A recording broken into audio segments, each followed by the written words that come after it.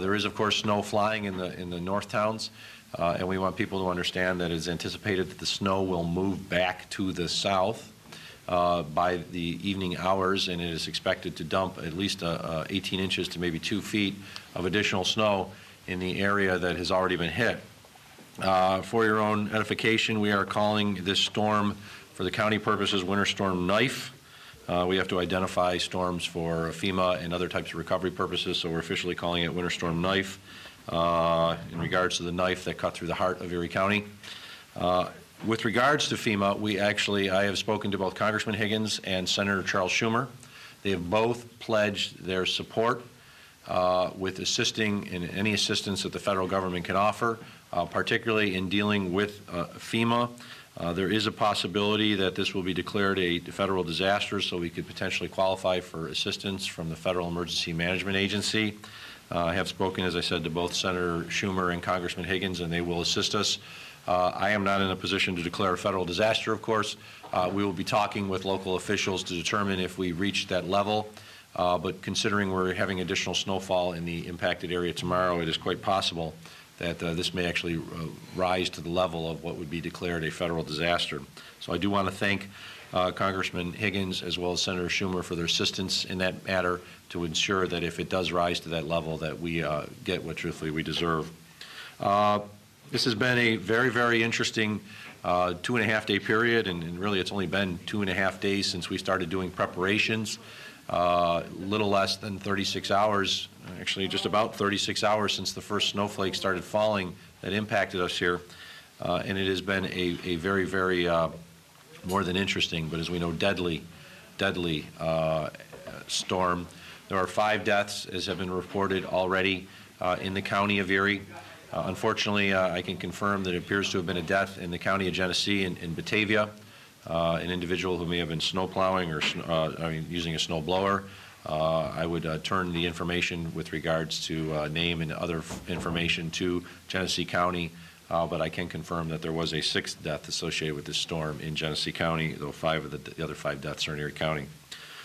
We've been very busy dealing with the recovery and the cleanup. You may notice National Guard troops are here. I just recently had a significant briefing with Major Patrick Murphy, Major General Patrick Murphy, excuse me, he's the adjutant to the State National Guard. He is the head of the National Guard out of Albany.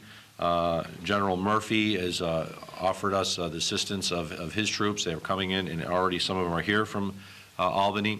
I've also sat down with the State DOT Commissioner, Joan McDonald, had multiple meetings with her last night and this morning, as well as Governor Cuomo's State Operations Director, Jim Mahaltris.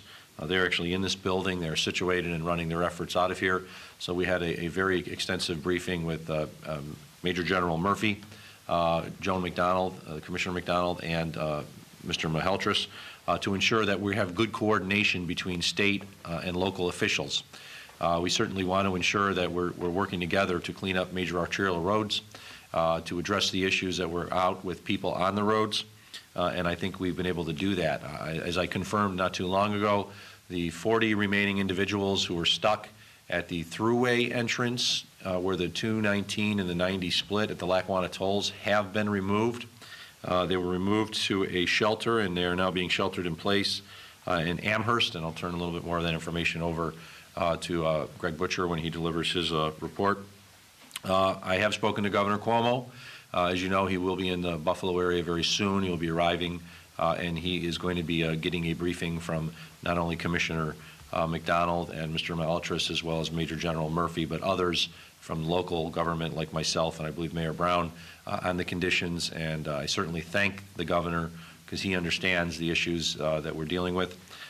Yesterday morning, I asked the governor very early to deploy the National Guard, and we had National Guard troops by the end of last night working out helping us in our community. So I want to thank Governor Cuomo for that deployment.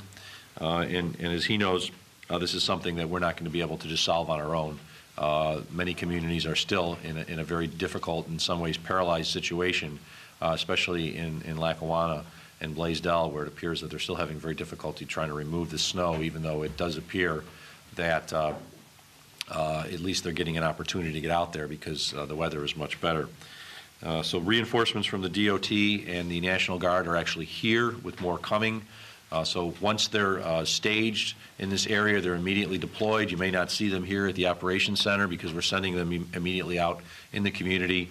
Mr. Sickler will be able to address that because he's been working with the Department of Transportation and others with regards to the deployment of those troops.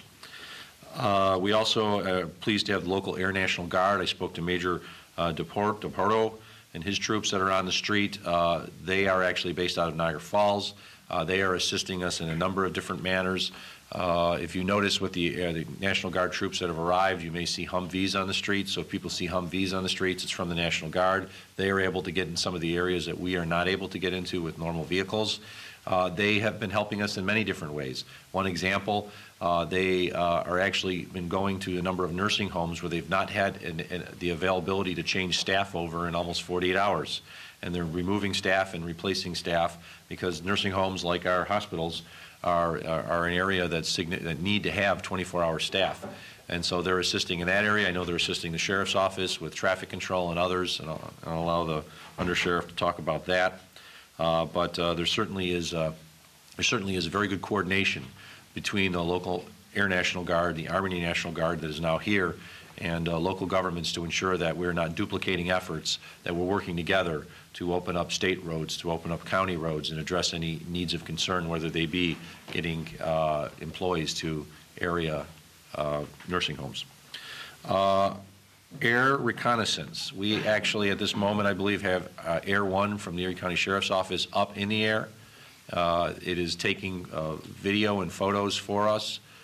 We'll be making a video which is going to be downloaded onto a disk and is going to be landed in the north towns and brought here so that we can actually see the arterial roads and the conditions from above. It's one thing to see it from below. It's another thing to actually see it from above and determine which roads are the worst roads with regards to cars and other vehicles that are on it. So at this time, I'd like to turn it over to Undersheriff Whipperman to talk a little bit more about who's manning Air 1, what the expectations are, and as I said, what we hope to learn from it. So, Mark.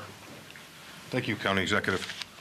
Our two pilots were able to plow out the heliport and get up in the air as we speak, and as the County Executive said, we'll have some file footage of the area, the affected areas, and the major arteries and throughways shortly.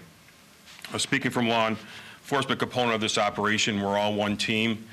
We fortunately have help from the Cat County Sheriff and the Niagara County Sheriff, as with the National Guard, as the County Executive said, and numerous state assets, state fire, state parks, and DEC. Before this press conference started, I checked with dispatch. We are down, fortunately, to 3 active calls. They're all non-emergencies. We have turned over our operations to assist highway and getting the snow removed and getting the roadways opened up. And at the same time, we continue to check the countless number of stranded vehicles for occupants. I can't stress enough to the community, please be responsible, please be respectful, and stay home. I know it has stopped snowing, but we are under the gun to get these major roadways open with the heavy equipment so that the local towns and village plows to then get to the secondaries. I will say that all Sheriff's Patrol and local police have been informed to ticket any non-emergency driver that is driving around on a road that has an emergency band on it, and if necessary and it's hampering snow removal, to tow the vehicle. That's what I have right now. And one other thing to clear up, unfortunately on social media, on Twitter, there were some erroneous reports about 911 response, and I would like to clear that up. If a 911 emergency call is received, we will respond to it. It will be given the highest priority. Depending on the terrain and how much snowfall, that response may be delayed. We have ATVs, 4x4s, snowmobiles, Argos, whatever it takes, we will get there and offer our emergency assistance. Again, it may be delayed, but every emergency call that we receive will be answered as soon as we possibly can. Thank you, Undersheriff. As the Sheriff noted, we certainly know that there are people who've called in the last at least 24 hours for assistance We are responding to the calls. There is no one is being ignored. There may be a slight delay, and it all depends on whether you can actually get. People are saying, why aren't you delivering with an ambulance? Well, you can't get an ambulance on some of these streets. But we are doing our best to respond, and as we open up more arterials, it's going to give us an opportunity to actually get those types of equipment, like an ambulance, out on the street. I will remind everybody, just because we have a major arterial open doesn't mean we're going to be able to get in your neighborhood, just because your side streets are still probably going to be very full of snow for some time. There's a lot of good coordination that's going on between Erie County, our local governments. This is a staging point for a lot of areas. I see Captain Jim Spire from the Cheektowaga Police Department is here, and I want to express exactly what the Undersheriff said, that if you are on the roads in an area where the driving ban is still in effect, and it still is in effect, you can be and should be ticketed. While driving to the Emergency Operations Center this morning, saw quite a few vehicles that were on the roads. Don't know why they were on the roads, but it's hampering our efforts. As you arrive, and if you see some major arterials are actually being worked on by our community, and they are being cleaned, but you often will see police stopping entrances to those major arterials. We don't want people on the roads. It's a very, very tough situation for us to try to clear when we already have abandoned vehicles all over the place. Then we have other people who are driving down the road for no apparent reason other than driving down the road. So if you are on roads in the area where the driving ban is still in effect, don't be surprised if you get pulled over and ticketed. You deserve it. You shouldn't be on the roads unless you're emergency personnel.